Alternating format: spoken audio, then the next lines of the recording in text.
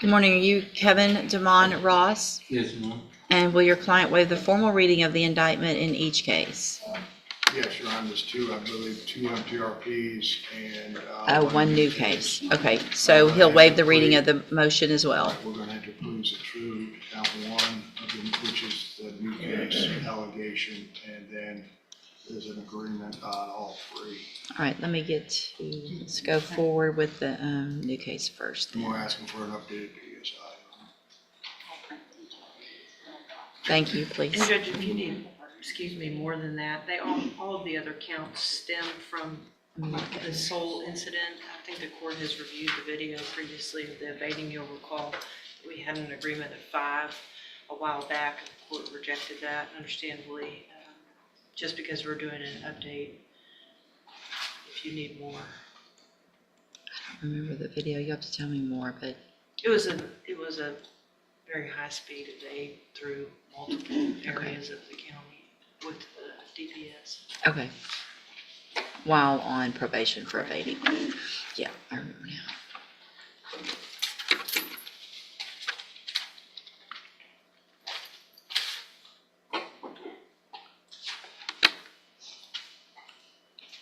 And what was the agreement that I had rejected before? Okay. All right, sir. In cause number 25, DCCR 1310, you're charged with a third-degree felony offense of evading arrest or detention with the use of a vehicle from June 13th of 2025. And how do you plead to that charge? June. Are you pleading guilty freely and voluntarily? Yes, ma'am. And are you pleading guilty because you actually did what they charged you with? Yes, ma'am. I have here, in that case, some documents on the tablet that have your signature on them. Before you signed these, did you go over them with Mr. Burbank? Yes, ma'am. Do you fully understand them? Yes. And do you understand, if I follow the agreement that you've made with the district attorney, that you will be waiving or giving up any right to appeal? And it looks like the agreement that you've reached is for a cap of 8 years in prison, which means you're leaving your punishment up to me. And if I follow this agreement, I cannot give you more than 8 years. I can give you 8 years, I can give you less. It'll all depend on the information that's presented to me when we come back for sentencing. You have an absolute right to have a jury come in and do 2 things. The first is to determine if you're guilty or not. And then you could leave your punishment up to that jury if they found you guilty. If we go forward this way, you're waiving that right. And is that what you want to do? Yes, ma'am. Okay. Do you also understand, if you're not a U.S. citizen, that a plea of guilty or no contest may result in your deportation, exclusion from admission to the country, or denial of naturalization under federal law? Yes. State tenders number 1. It's admitted. Is there any evidence that Mr. Ross is not competent? All right, sir. In that case, I'm going to find that you entered your plea of guilty freely and voluntarily. Find that you're mentally competent and understand the nature and the consequences of that plea. Find sufficient evidence to find you guilty. However, I'm going to reset your case for sentencing so that the probation department can do a pre-sentence report. That'll give me more information about you and your case, and we'll come back later for sentencing. Obviously, anything that you think is important for me to know, you'll get that information to Mr. Burbank, and he'll present it to me on that day as well. Yes, ma'am. So then we have cause numbers 24 DCCR 1198 and 24 DCCR 1199. Each of these cases, I have motion to revoke unadjudicated probations. It looks like in 1198, you were placed on probation December 18th of 2024 for the offense of deadly weapon in a penal institution, a third-degree felony, and that was a 4-year deferred probation. Is that correct? Yes, ma'am. And then in cause number 24, DCCR 1199, I also have that motion to revoke your unadjudicated probation. Shows you were placed on probation that same day in December of 2024 for the third-degree felony offense of evading arrest or detention with the use of a motor vehicle. Is that also correct? Yes, ma'am. So if it's unagreed, somewhat unagreed, I want to go ahead and go through the rest of those allegations. I think I need to know if the punishment's up to me, what the pleas are, what all's been going on, not just the one new case. So I'm going to go through them all. If you need a minute to go over that with him, otherwise I'll just go through. So, Mr. Ross, both of these motions allege in count 1 that you were arrested for the offense of evading arrest or detention with the use of a vehicle on June 13th of 2025. That's the case you just pled guilty to. And is that true or not true? Yes, ma'am. Sure. And that's one of those, Ms. Malfino, that probably needs to be looked at. Being arrested for it isn't really I mean, it's true, it's fine, but that language, y'all need to get them to change that language. Okay. You know what I mean? I do. Count 2 alleges that you were arrested for evading arrest or detention.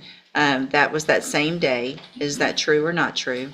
So that's not in the vehicle. That means that you got out of the vehicle and then ran. Is that true or not true? Sure. Count 3 in each case alleges that you were arrested for possession of marijuana June 13th of 2025, that same day. Is that true or not true? Okay. Count 4 in each case alleges that you possessed marijuana in violation of your probation order on that same day. Is that true or not true? Okay. Count 5 alleges that you tested positive for cocaine on a drug patch June 13th of 2025, and is that true or not true? Not true. Count 6 alleges that you were at a location other than your residence at approximately 1:39 a.m. on June 13th of 2025. That's true? Yes, ma'am. And then count 7 in each case alleges that you're a little behind in your court-assessed fees in each case. Is that true or not true?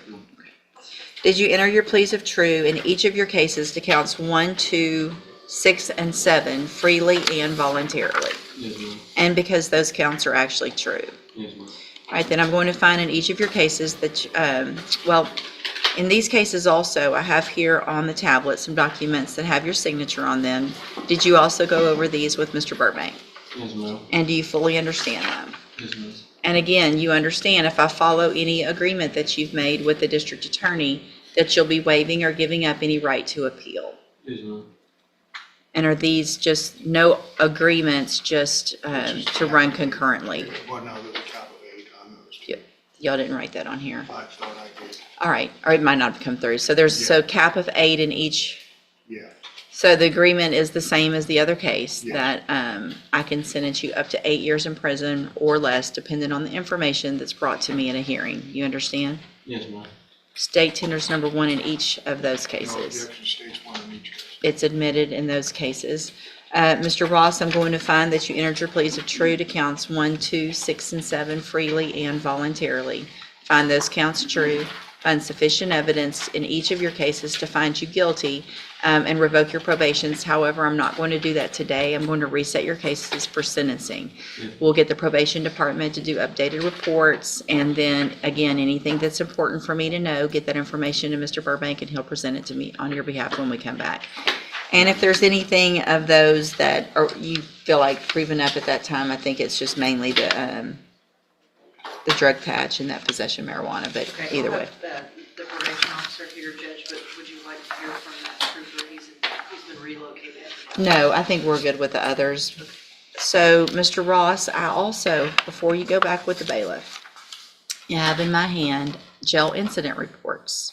Yes, ma'am. So if you're going to come in here and ask me to do something other than 8 years in prison and give you some kind of circumstances good, it's not going to happen.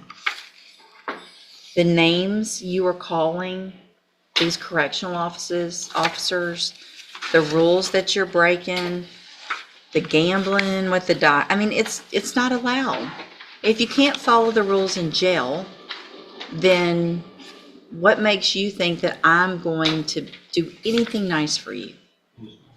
If you call people, With the last one, y'all talk to Mr. Burbank about it, okay? But the name calling, you know what I'm talking about, right? Okay. I don't care what they're doing their job, right? So they're going to work every day, they're going home, which is hopefully at some point what you would like to do in your life. Get a job, go home, be with your family. And if you had someone like you acting like that at your job, when you're just trying to do your job and enforce the rules, you're in jail.